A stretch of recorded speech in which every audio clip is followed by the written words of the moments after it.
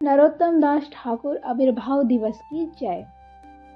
नरोत्तम दास ठाकुर जी का आविर्भाव खेतड़ी ग्राम में कृष्णानंद और नारायणी जी के यहाँ हुआ था। कृष्णानंद वहाँ के बहुत ही सम्भ्रांत एक शासक राजा थे। ये जन्म के समय बहुत ही सांवले थे और बचपन से ही अपने महान भक्त होने की लीलाओं को परिलक्षित करने लगे थे। जैसे कि अन्नप्राशन के समय जब इनकी माता ने इनको खीर खिलाना चाहा तो ये अपना मुख फेर लिया, और जब दोबारा खिलाना चाहा दोबारा बना के तो फिर से इन्होंने अपना मुख फेर लिया। तो इस पर किसी ने कहा कि क्या खीर को भगवान को चढ़ाया गया है, यानी भोग लगाया गया है। तब उन्हें समझ में आया कि अरे भोग लगाना तो वो भूल ही गए, और जब उन्होंने भगवान को भोग लगाया तब उन्होंने प्रसाद के रूप में उसको अन्नप्राशन में स्वीकार किया। हुआ यूँ था कि नरोत्तम दास ठाकुर के आविर्भाव के पहले ही चैतन्य महाप्रभु ने पद्मा नदी में, जो कि इनके जस्ट बगल में ही बहती थी, उसमें अपना प्रेम, अपने हृदय का प्रेम उनके लिए वो छोड़ के गए थे। पद्मा नदी को बोला था कि जब लोग नरोत्तम ठाकुर यहाँ पे आएंगे तो ये प्रेम उन्हें सौंप देना। इस तरह से वह महाप्रभु के प्रेम का मूर्तिमान रूप है। से ही इनके जो व्यवहार था वो सामान्यतः बच्चों से बहुत अलग था। जैसे कि वो बच्चों की तरह खेलना कूदना नहीं पसंद करते थे, बल्कि वो साधु संतों की संगति पसंद किया करते थे, उनसे कथाओं को सुनना पसंद किया करते थे। यह सब देख के उनके माता पिता चिंतित होने लगे कि यह तो बच्चा कुछ सामान्य लक्षण नहीं प्रदर्शित कर रहा है, कहीं ये साधु संतों ने भविष्य में आगे चल के बन जाएंगे। इस पर उन्होंने ज्योतिष से पूछा तो उन्होंने कहा जिस हिसाब से आपके बच्चे का व्यवहार है और जो चार्ट कह रहा है, उनको साधु संगति उतनी ही दीजिए, अन्यथा ये भी हो सकता है कि ये छोड़ के आप लोग को किसी साधु के संग ही चले जाएं।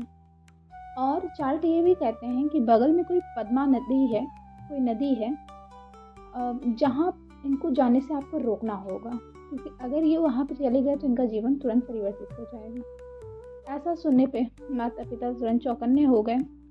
आपसे जितने भी साधु संत आते उनको अपनी उपस्थिति में ही वो हरि कथा श्रवण कराते, और पद्मा नदी किनारे बड़ी बड़ी दीवारें बना दी गई और वहाँ पे पहरेदार रख दिए गए। अब क्या हुआ, एक बार कोई साधु संत आए और वो रघुनाथ दास जी का चरित्र का वर्णन करने लगे, और दास जी किस तरह से विरक्त का जीवन, कृष्ण प्रेम का जीवन व्यतीत कर रहे हैं। जैसे कि वो जगन्नाथ जी का प्रसाद जो गाय के मुख से भी छोड़ दिया गया हो, उस प्रसाद को ग्रहण करते हैं, कोई भी अच्छा वस्त्र नहीं पहनते, उनके पूरे वैराग्य का वर्णन किया। यह सब देख के माता पिता भयभीत हो गए कि अरे यही तो नहीं सुनना था हमारे बच्चे को, और ये क्या सुन रहे हैं। और उसको सुनने के बाद से ही नरोत्तम दास ठाकुर का जीवन परिवर्तित हो गया। अब उनकी माँ अगर उनके लिए कुछ भी अच्छा लेके आती तो उनका यही प्रश्न रहता था कि माँ, रघुनाथ दास गोस्वामी तो नहीं ऐसा खाते थे, वो तो नहीं ऐसा पहनते थे। और इनके मन में ये हो गया कि इनको भी वृंदावन जाना है। में आए श्रीमान नित्यानंद प्रभु, उन्होंने बोला नरोत्तम उठो। उन्होंने देखा इतने सुंदर, इतने एफल्जेंस के साथ एक इतना सुंदर व्यक्ति थे। हाँ, कौन होता है? मैं नित्यानंद हूँ, और महाप्रभु ने तुम्हारे लिए पद्मा नदी में कुछ विशेष रखा होगा, तुम जाओ। तो उन्होंने कहा था लेकिन माँ तो बोलती है कि वहाँ पे मतलब नहीं जाना चाहिए, वो जगह अच्छी नहीं है मेरे लिए। कहें ऐसा कुछ भी नहीं है, तुम जाओ वहाँ पे। इसके बाद नरोत्तम दास ठाकुर जी वहाँ पे गए, और उस समय जो मतलब पहरेदार थे वो सब सो गए, और दीवार भी पीछे खिसक गई थी, कुछ खिसक गई थी दीवार। इसके बाद जब वो पद्मा नदी में प्रवेश किए और पद्मा नदी ने पहचान लिया कि ये वही है, उसमें ऐसी लहरें उठने लगी कि वो कुछ मतलब अलग सी ही लहरें थी। इसके बाद पद्मा नदी आई और उन्होंने चैतन्य महाप्रभु ने जो भी अपने हृदय प्रेम का जो भी वहाँ पे रखा था उसको एक कलश में लोकनाथ नरोत्तम दास ठाकुर जी ने इसको ग्रहण किया। मतलब नरोत्तम दास ठाकुर ने जैसे लिया, वो गोल्डन रंग के चैतन्य महाप्रभु में कन्वर्ट हो गया, और इसके बाद वो प्रवेश कर गया नरोत्तम दास ठाकुर जी के हृदय में।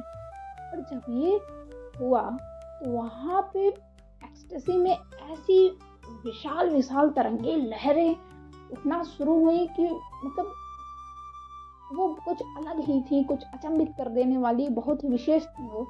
बहुत तरह की लहरें, जो घमासान लहरें, घमासान आवाज़ें सब आनी शुरू हो गईं। जब इस तरह की आवाज़ें और लहरों की आवाज़ सुनी लोगों ने, तो पहरेदार सारे जग गए कि अरे हो क्या रहा है। जब उन्होंने देखा तो सामने थे नरोत्तम दास ठाकुर, और उनका पूरा जो वर्ण था, जो रंग था शरीर का, वो बदल चुका था। वो सांवले रंग के थे, लेकिन अब पूरे गोल्डन कलर के हो गए थे, और वो वहाँ से बाहर निकले। इस तरह से उनको चैतन्य महाप्रभु का प्रेम प्राप्त हुआ। हरे कृष्णा।